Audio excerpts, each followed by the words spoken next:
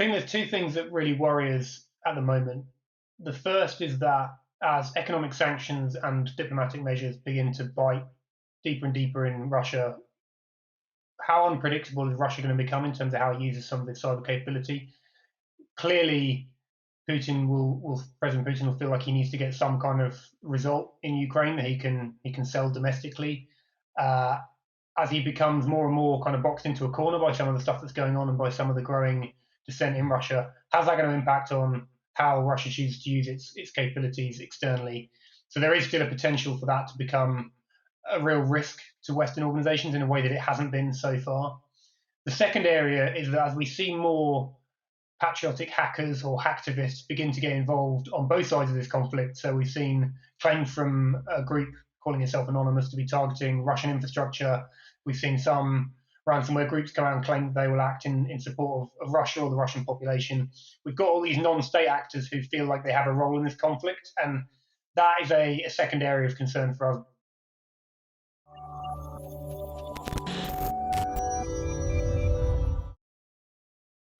Hello, and thank you for joining the Cybrary podcast. I'm Will Carlson, the Senior Director of Content here at Cybrary, and I am really excited today to talk about a very relevant topic, the cyber initiative and the cyber warfare campaign that's been going on in Ukraine and the fall-on impacts that could be expected to domestic organizations as well.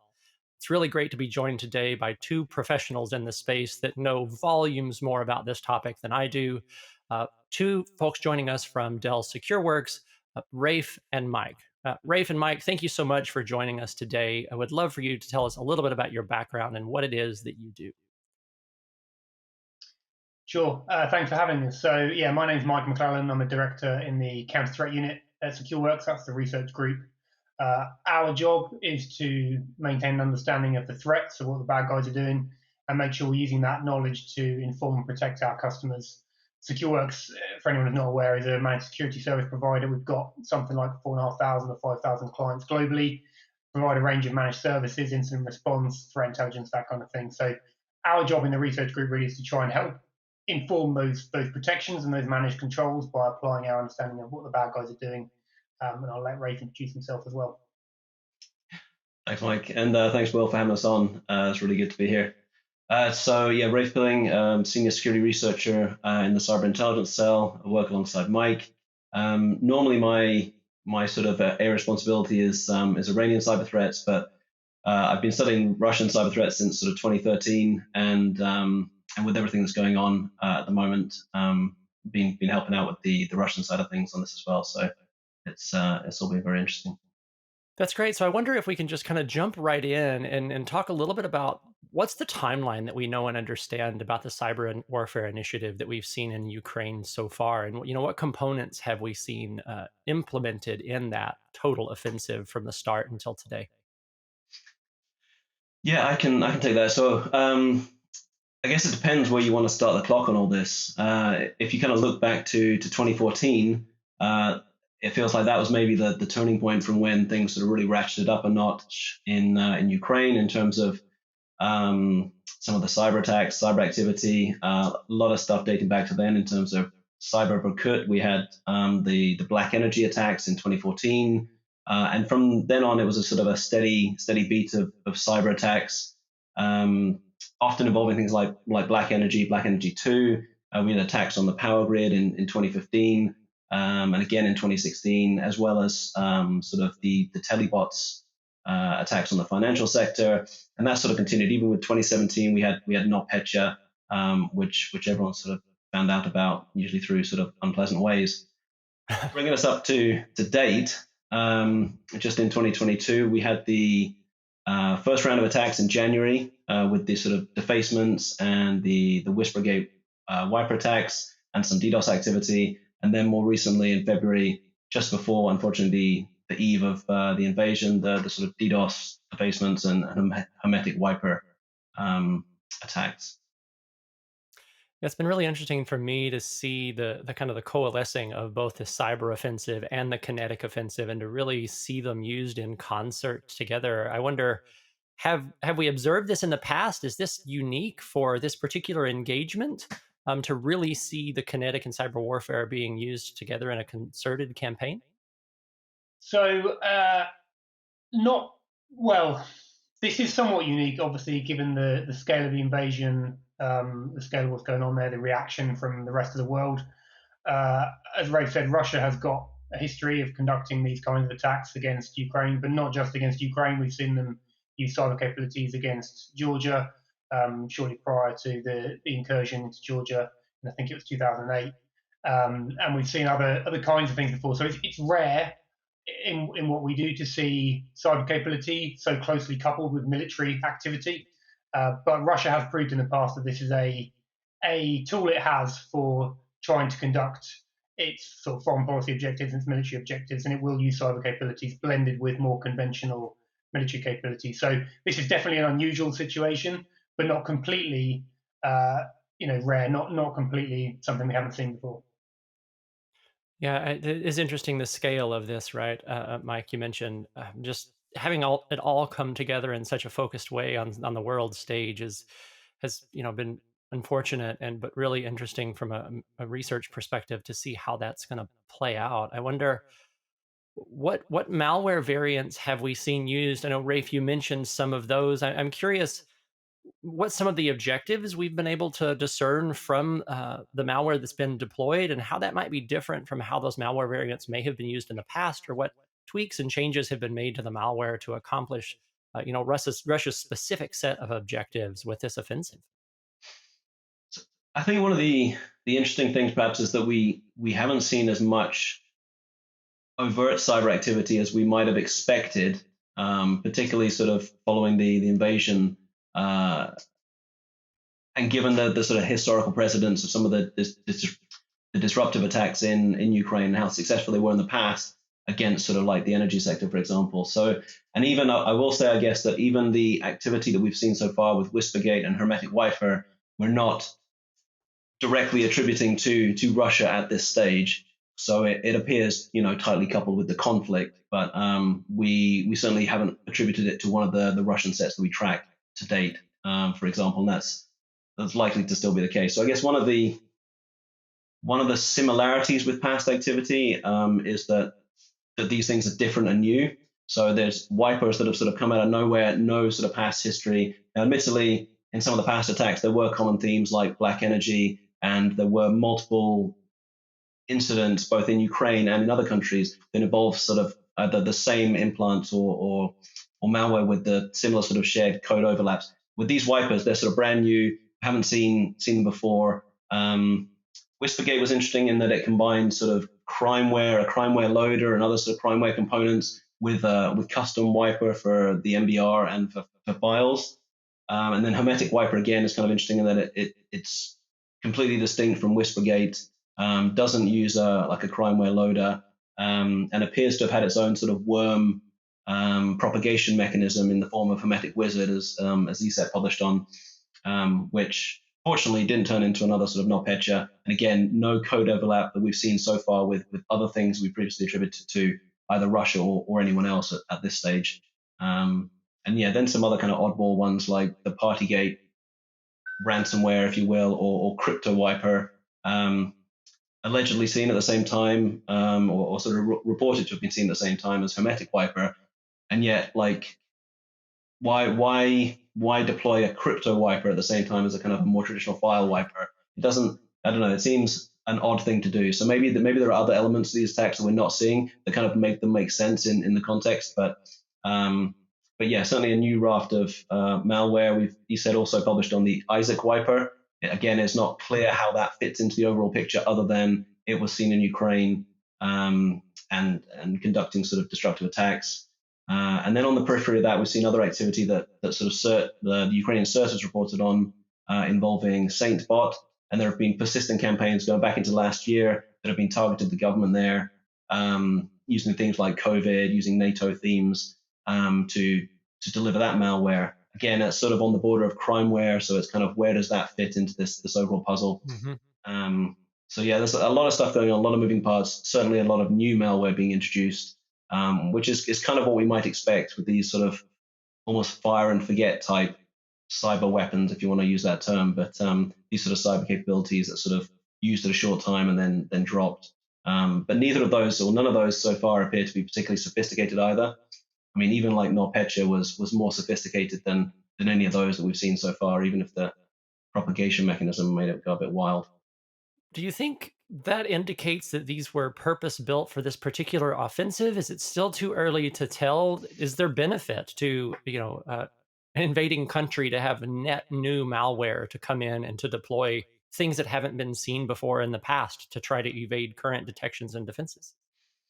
I mean, I would certainly say that's a good part of it. Novelty is sort of one of the best tactics you can employ when it comes to evading security controls. Don't look like anything that anyone's seen before.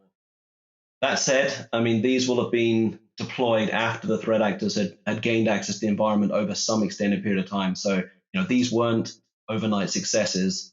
There will have been a period of work put in beforehand. And that kind of leads on to what we've been telling clients in terms of the malware itself might be brand new, but the way it was deployed into the network will have been via things that we've seen before, that we have detections for, that kind of stuff. So we have to kind of put it in that sort of context. And there's certainly no magic involved here.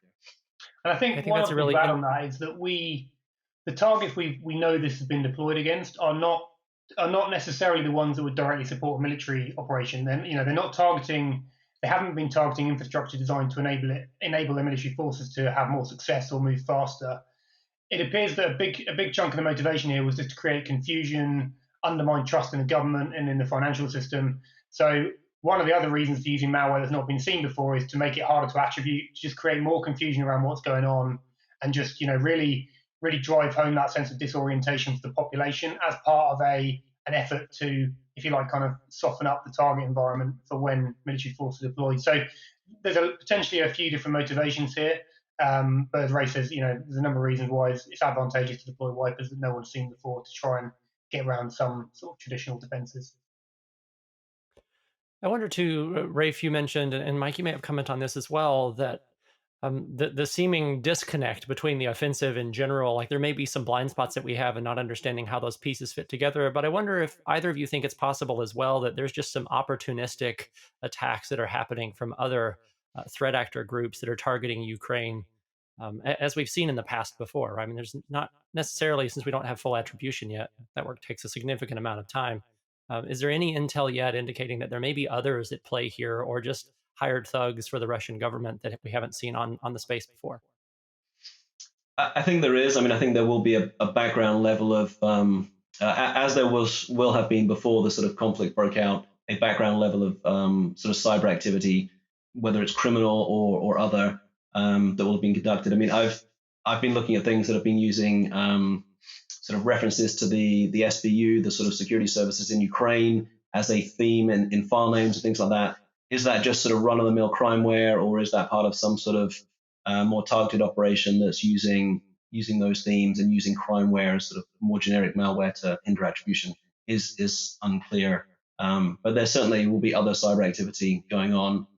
I mean, there have been reports, for example, in Ukraine of soldiers and civilians receiving SMS messages with sort of propaganda or sort of messages spreading fear and that kind of stuff. So that's another kind of aspect of whether you call it electronic warfare or sort of the cyber side of things, trying to influence and coerce the population and the military forces. So definitely will be other things going on. I think they've just taken a back seat to, the sort of military offensive.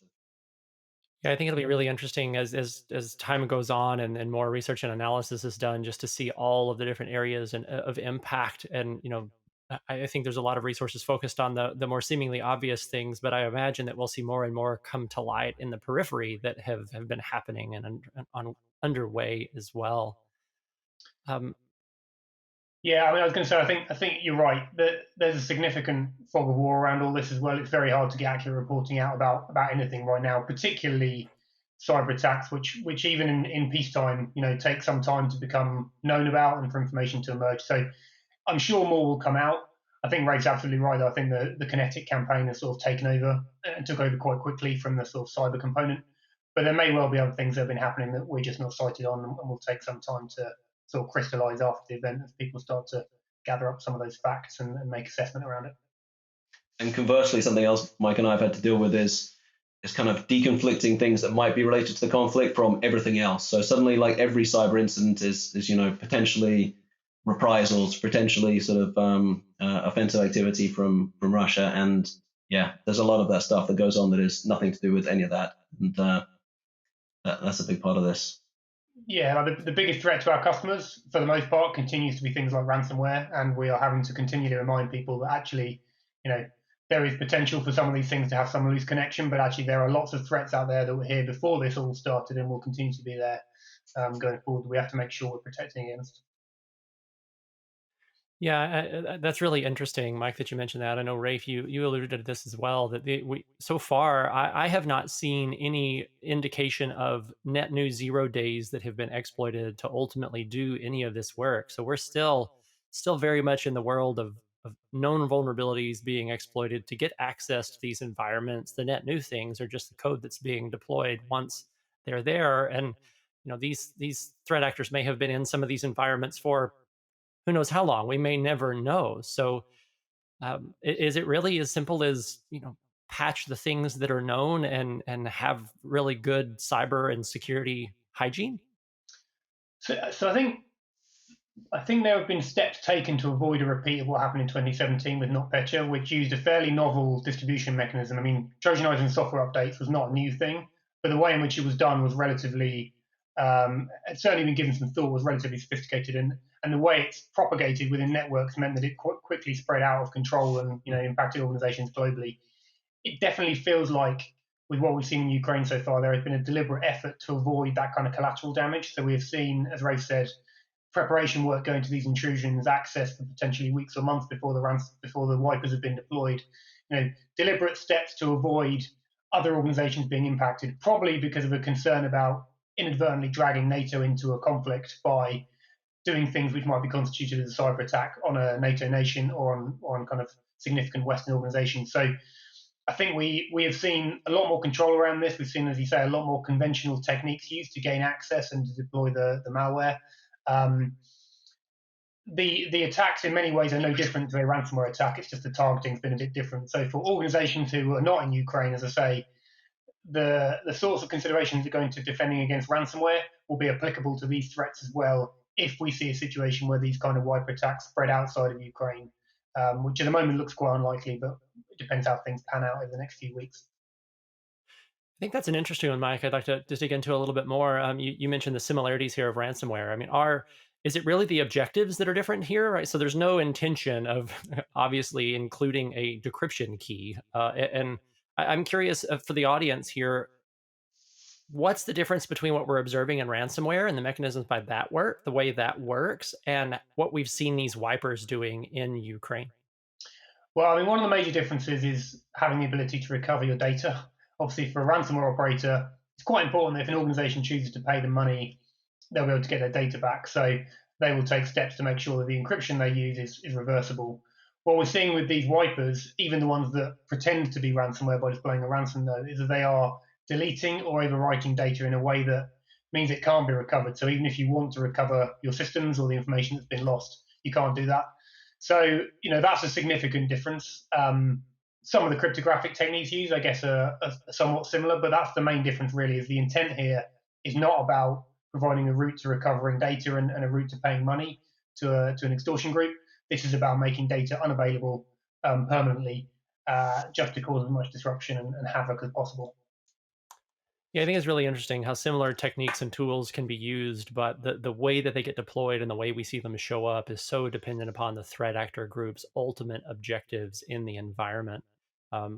Which is interesting too, I think, from a detection and a mitigation standpoint, in that some very similar mitigation techniques could apply to some of these malware, regardless of what their end goal is, because the mechanisms in which they operate are very similar. Yeah, I mean, when you look at what the Ukrainian CERT have said about the attacks, I think they were the ones in mid-January, but Rafe will keep me honest. I think they looked at the scenarios for how these attacks happened, and they were essentially third-party supply chain access or vulnerability exploitation, something like Log4j or content management system exploitation. These are things we see all the time with other threats. They are common access methods. So if you as an organization are thinking about how ransomware attacks typically happen, you're mitigating some of those major routes into your network, then you're in a pretty good position for the stuff we're seeing in Ukraine as well. As you say, there is nothing substantially different about the techniques that we're seeing being exploited and being used in those attacks. I wonder if there's any speculation to the fact that these have been largely governmental websites that are being defaced. Is that, I'm sure that has a nature of the targeting of the attack, but do you think that speaks to the a difference in the security stance of some other more important and critical infrastructure in Ukraine, or is it just indicative, do you think, of the intention just to sow fear and doubt? I think for me, it was primarily about creating confusion, disorientating the population, potentially undermining trust in the government and their ability to deliver critical services. If we bear in mind these attacks happened, before the military deployment had started, before the military began to kind of move into Ukraine, it was at a point of heightened tension, and in my view was intended to just exacerbate that and kind of create concern amongst the Ukrainian population about what might happen. I think that's why government targets were picked and why the financial institutions were picked as well. If you can undermine people's faith in their ability to get money out of banks, then that can be a significant tool in really lowering morale, causing fear, uncertainty, those kind of things. I don't know, Rafe, if you've got a different view on it. No, not at all. I mean, if anything, the thing I find surprising is that they seem so woefully ineffective. It seems like when the dust had settled, it seemed most of the sites that had been taken offline or that were offline as a proactive response from the Ukrainian government, as opposed to being taken off by the attackers. It was some sort of 20 to 30% of sites that went down were due to sort of the attack. The rest of it seemed to be proactive. The defacement campaign seemed pretty clumsy and was sort of unclear, what the overall message is or was with that. We also saw there was a persona that popped up, Free Civilian, that tried to sort of sell data that kind of aligned with data that the defacement claimed had been stolen. And it was almost like they were trying to make people believe that significant amounts of personal data had been taken, and they were trying to sell it on raid forums, and they had to set up their own standalone site to do that. But even that seems like there was a lack of clarity around, if that was an information operation, lack of clarity around that operation, how it was supposed to fit into the overall picture. So in terms of first of all, none of this, going back to 2014, really seems to have had a major impact on Ukraine and their readiness. I think Ukraine has sort of shown remarkable resilience and surprised a lot of people in a variety of ways coming out of this, and totally dominated the information war, if you want to sort of frame it in that sort of sense, versus Russia, whether it's from the sort of government side of things or the kind of resilience and the messages coming out of the civilian population. They've really sort of come out strong. So despite all the efforts being put into sort of cyber attacks on Ukraine over the years, it seems to have been, almost all for nothing. I think it's interesting too to talk about that some of the objectives that Russia has seemed to have in Ukraine could have in some ways been accomplished through a successful cyber warfare campaign. I'm thinking about the recent Kinetic attack on the Ukrainian nuclear power plant. If you could get malware in that environment and hamper their ICS controls, you could just as effectively have crippled that power delivery system, which, if my last check, supplied something like 25% of the power to the country of Ukraine at large. You could have cut that off in a much less visible way with a whole lot less global insight into the tactic that you were deploying. But it seems that if Russia's had to resort to kinetic warfare that's really visible, that if they had any cyber warfare campaigns against critical infrastructure, that they may not have been successful. Yeah, it's always obviously difficult to speculate on what Russia's objectives here are. If it's something as ambitious as regime change in Ukraine, then there's few things other than military force that probably could have led to that. And we'll see, I guess, as time goes on, if those objectives become clearer or how Russia kind of adapts them based on its progress or lack of with the military campaign. I think it is interesting, as Ray said, that we haven't seen more damaging attacks. Russia had clearly demonstrated it could do this kind of thing with the attacks in 2015 and 2016 against the power grid, where it did successfully take power supply offline for a period of time for a chunk of the country. So it had clearly been testing this kind of capability. And it is interesting we haven't seen that applied in recent times as much as far as we know, based on the reporting we've seen. The only thing I would say is I think that, and I'm no expert on ICS systems, but I think it is much harder to cause effect there than people might necessarily expect. And therefore, cyber may not always be a reliable way of causing things like power disruption if you really need that to happen. So if you're sending military forces into a country, probably the easiest way to disrupt the infrastructure is to use kinetic means to take it out, to destroy things that you need to destroy, rather than trying to rely on cyber capabilities that are, yes, much harder to attribute, but probably less reliable in terms of the overall effect. That may be one reason why we haven't seen some of this capability brought to bear, just because they didn't feel the need to. But it does seem odd, given that they had proved before they could conduct these kind of attacks, and you might have expected that would be used to kind of prepare the ground as the military forces went in, if that was part of Russia's overall campaign strategy. But so far we haven't seen that kind of thing happening. I do think it's an interesting global policy issue here too. Rafe, you alluded to this, the seeming focus of some of these attacks to not have collateral damage. I think it could really be an interesting issue as more of these, as cyber warfare becomes a bigger component of warfare in general. How the world views collateral damage related to cyber attacks, and if that will surface to the same level of collateral damage and loss of life attributed to more kinetic warfare. I wonder, I know this way speculative and super in the policy realm, but I wonder if either of you have an opinion or a bead on how some of those things could change, and how we'll see cyber warfare surface as collateral damage could potentially be attributed to such attacks. I think, in my opinion, this is not going to be a great example of how cyber might form a component of warfare, because Russia does not appear, from what I've seen, to have waged a particularly coherent campaign in any sense of the word. It doesn't appear to have been as successful as they may have expected.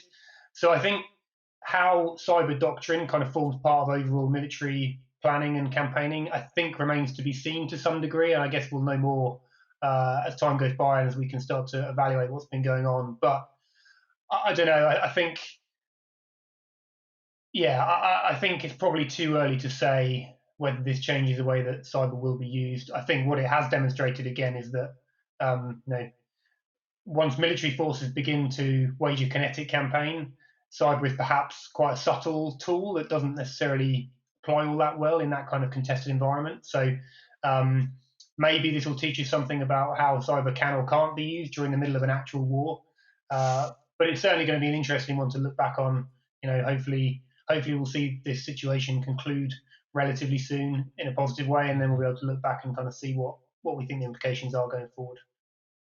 I think there's potentially also a sort of a comment here on the sort of political and organizational maturity that a government or regime needs to have when it's going to coordinate the use of all these different sort of capabilities. So the military is perhaps sort of more tightly integrated, but when you start to wanting to use cyber capabilities in concert with military capabilities across multiple forces, across multiple sort of parts of a country and multiple objectives, a lot of that coordination is very sort of actually quite sophisticated, quite subtle, and actually just the sort of the sheer sort of volume of effort and planning that needs to go into just a military campaign is perhaps a bit too much in this case, and they need more sort of plan. I mean, even I don't know, we haven't really heard much about sort of air assets and air cover and use of drones and that kind of stuff. So even that may be, perhaps something that is needed more sort of practice for. Do you think it's possible that speaks to Russia's liking to use, I'll use the word, mercenary threat actor groups to help them accomplish their goals? The don't hack Russia, hack whoever else you want over around the globe, just not us. I can't imagine how, Rafe, to your point, how hard it would be to coordinate this kind of an attack with a wholly owned unit doing that. But I wonder if this could be symptomatic of Russia's general approach to using whomever they can to perform some of these offensives. I mean, I certainly get the impression that that they are quite effective at certainly leveraging proxy groups in specific sort of planned operations against other targets, and can use that.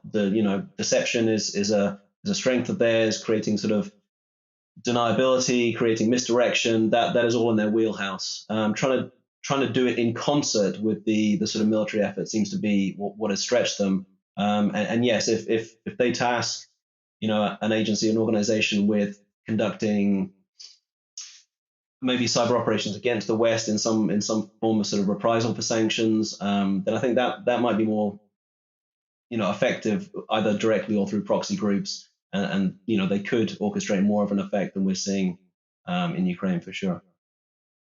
I think that's a great segue to kind of my next line of questioning here. And that's, I think it could be easy for domestic organizations to think that this doesn't necessarily apply to them. This isn't a concern that they should really have. These are targeted attacks very specifically to Ukrainian government websites and entities. So they don't need to be concerned. And I wonder, what advice you would have for those, and how do we tie this back to a real concern that domestic organizations should have uh, from these attacks that are happening in Ukraine today? I think there's two things that really worry us at the moment. The first is that as economic sanctions and diplomatic measures begin to bite deeper and deeper in Russia, how unpredictable is Russia going to become in terms of how it uses some of its cyber capability? Clearly, President Putin will feel like he needs to get some kind of result in Ukraine that he can sell domestically. As he becomes more and more kind of boxed into a corner by some of the stuff that's going on and by some of the growing dissent in Russia, how's that going to impact on how Russia chooses to use its capabilities externally? So there is still a potential for that to become a real risk to Western organizations in a way that it hasn't been so far. The second area is that as we see more patriotic hackers or hacktivists begin to get involved on both sides of this conflict, so we've seen claims from a group calling itself anonymous to be targeting Russian infrastructure. We've seen some ransomware groups come out and claim that they will act in support of Russia or the Russian population. We've got all these non-state actors who feel like they have a role in this conflict, and that is a second area of concern for us, because those kinds of attacks, as Rafe mentioned, can lead to reprisal attacks, can lead to less discriminate attacks against Western organizations because they are Western, and targeting some of the sort of major figureheads of US or European industry or whatever it may be, because they're symbolic of those countries or those regions. So we are concerned about the fact that cyber can be quite escalatory in nature. There's a very real chance that as we start to see these tit-for-tat attacks conducted by possibly state actors, but equally by non-state actors, we're going to see some Western companies kind of dragged into that. So it's definitely a situation that we're advising our customers to maintain a very close eye on and be thinking about in terms of how they are using their security controls to secure their networks. As I say, I think the primary types of threat we're worried about at the moment are denial of service attacks and ransomware or wiper type attacks. And there are things that organizations can obviously do to protect themselves against those. So we're really urging our customers to, dust off their business continuity planning and have a look at their resilience to things like a data deletion attack. Do they have the ability to recover if they have those kind of attacks?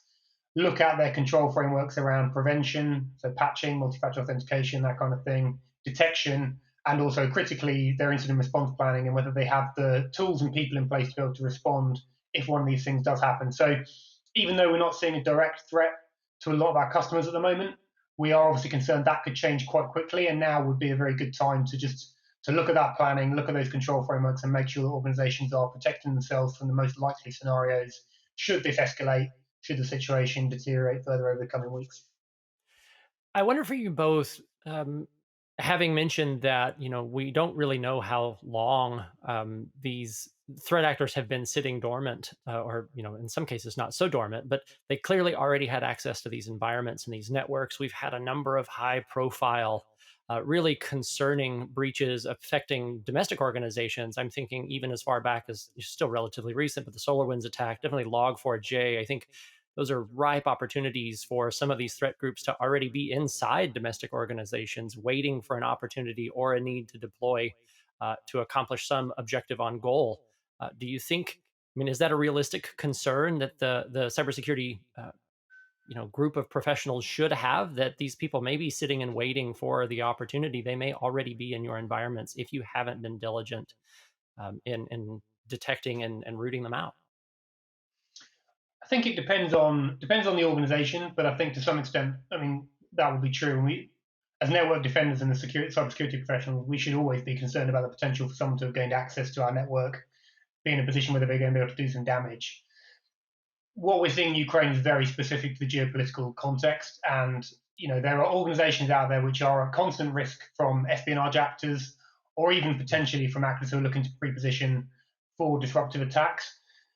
For a lot of organizations, that is arguably less of a concern, but they should be, equally or even more concerned about the cybercrime threat, about the threat of ransomware attacks, which may lie dormant for less time. They may be much more aggressive and much faster in how they execute their attacks, but they'll use some of the same techniques to gain initial access, to move laterally, escalate privileges, and all that kind of thing. So, as always with what we're seeing, for us, it's about taking out the lessons we can learn about how to best secure networks and how to best identify threats, applying that across customer environments and encouraging them to do the same, and just making sure that we're learning the lessons about how these attacks have happened to defend against other actors with different motivations, but who nevertheless try to use the same techniques to kind of achieve their objectives.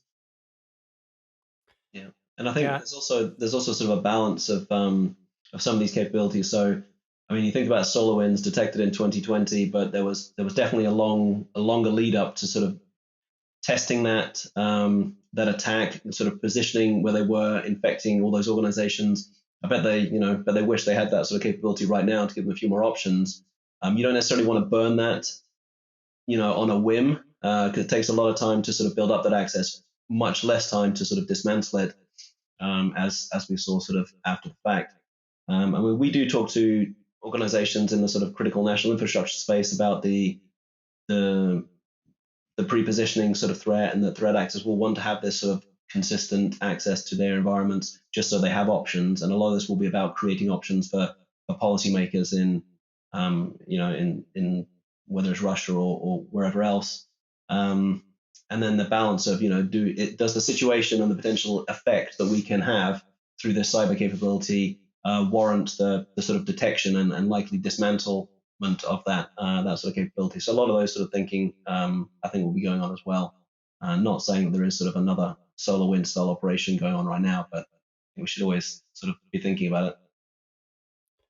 Yeah, no, absolutely. Mike, you've already mentioned some things, I think, but I wanted to at least circle back and provide the audience what are some things that organizations can be doing today that are tangible to protect themselves as best possible against some of these potential fall-on attacks and the collateral attacks that could come after this offensive continues to wage on in response to either the sanctions or just threat actor groups being opportunistic? Or what are some things that organizations can start doing today to make sure they are in the best possible security posture? Yeah, this is a question we've been getting a lot in the last couple of weeks, as you would expect from clients we're talking to and from other organizations that we're discussing this with. The advice we've been giving is right now, what we've been encouraging organizations to do as a minimum is, if you operate in Ukraine, take steps to segregate those networks, to potentially disconnect them if you can. I think at this point, that is a sort of a historic concern now, because a lot of those networks have already been shut down, or the people involved have had to be kind of repurposed to fight or whatever it may be. But we've been encouraging people to think about sort of trust within your network and making sure that you have segregated appropriately to mitigate some of these potential threats. The other immediate action we've been encouraging is to understand your attack surface. It's really hard to defend if you don't know what it is that you're trying to defend, and you don't know what your perimeter is or what your supply chain looks like. So have a look at your external perimeter, have a look at your supply chain and who has access to your network, understand what controls you've got in place and what gaps you may have in terms of visibility. These are all actions that organizations can take now to understand the potential risk they're carrying and how vulnerable they might be to the sorts of things we're seeing in Ukraine, but also seeing that every day in ransomware attacks and that sort of thing. And then going forward, it's really about applying some of the fundamentals, the best practice around prevention. So have you got a patching and prioritization, vulnerability management kind of approach for your internet-facing infrastructure so that you're patching vulnerable systems as quickly as possible? Have you got multi-factor authentication for remote workers or anyone trying to access critical assets so that you've guarded against credential-based attacks? Do you have detection controls on both endpoint and network to try and spot threat actor activity as early as possible? Do you have a response plan so that you can actually respond and contain these things if you do detect them? Does the business know holistically how it will respond to a cybersecurity event? And have you tested things like recovery options? So having offline backups in the event of a ransomware or a wiper attack, making sure you can restore from them. Because the last time you want the worst case you have here is trying to run an incident response process or a backup recovery process in the middle of a live incident. Much better to practice these things in advance and know that they work, have some confidence in the processes you've got, than sort of discovering in the heat of the moment that you've got some major deficiencies. So there's a bunch of stuff there around prevention, detection, response, recovery that we've been just trying to encourage customers to think about. The key point really is that none of these messages are new. We've been giving these messages out for years now in relation to ransomware and other kinds of attacks, but they continue to be the things that we see being successful where ransomware attacks are not able to achieve their objectives, where we see these attacks get detected and contained because organizations have done these fundamentals and they're well prepared. So that's really what we're trying to encourage. There's nothing sophisticated about this. It's not easy for large organizations, but these are the fundamentals that we are just continuing to encourage. I wonder how important do you both think it is for organizations as well to have an understanding of just generally the adversary's tactics and techniques as aligned to, say a framework like the MITRE ATT&CK framework, so that they have a better understanding of what these adversary actions may look like in their environments as well? I mean, I think it is really important to have some baseline understanding of the tactics and techniques that threat actors use and why you're employing the controls that you employ, and to make sure those controls align with those sort of tactics and techniques. And MITRE the MITRE ATT&CK framework was a really great way of doing that. You can think about, do I have control gaps against any of these common tactics? We're not necessarily getting down to the level of, do I have specific countermeasures that specifically detect every potential variant of that tactic? But in terms of the sort of, am I broadly covered across all the different categories that are commonly seen in use? I think it's really, really useful. It's a great, acts as a great visualization for sort of management. It's great from even just incidents you have to sort of categorize them into those different categories, and think about how that's worked for you with your control set. Is very useful. And I think as well as the sort of technical side of it and the techniques that we see, the other useful thing about threat intelligence is understanding the intent behind some of this stuff, because it's important to know, do we think the attacks in Ukraine are specific to what's going on there? Do we think ransomware operators are targeting particular organizations, or are they opportunistic? Those kind of things are really important to understand, because when you're then looking at which threats you're trying to mitigate, it helps you understand, why am I doing that? Are they the right controls for the kinds of threats we as a business expect to face? And to your point earlier about pre-positioning and long-term kind of espionage campaigns, it depends whether you're going to be a potential target of those campaigns as to how you need to approach your security. For many organizations, it's about trying to make yourself a hard enough target that opportunistic threats like ransomware groups will go elsewhere, because actually you're too much of a nuisance for them to be worth the effort. They've got plenty of other organizations that are softer and they can gain access to. So it's really useful to understand your threat model. Who do you think you are at risk from? But also, what's the intent of some of these groups, and does that apply to me? Am I a potential target, and have I taken the right steps? And as we keep saying to everyone, pretty much any organization that makes money is at risk from ransomware groups. But as you start to move into some of the APT stuff, some of the espionage stuff, it becomes slightly less clear whether or not you're going to be, targeted by those groups, whether you need to worry about them from a sort of threat modeling perspective and in terms of the controls you've got deployed as well. No, absolutely. I think this has been a really great conversation to, bring to the audience an understanding of, what we know about what's been happening in Ukraine from a cyber perspective, why that may be, of a concern for a domestic organization, and what an attack plan could look like that could ultimately implement them. And then, thank you so much for helping us kind of wrap here with an understanding of what organizations can be doing today to make sure they're in the best possible security position that they can be in response to all of these things. I want to thank you both for your time today to come and speak with us about this really, really pressing topic and what that could mean for domestic organizations. Again, thank you both so much for the time. Rafe, Mike, it's been a pleasure. Thank you so much. Thanks, Will. So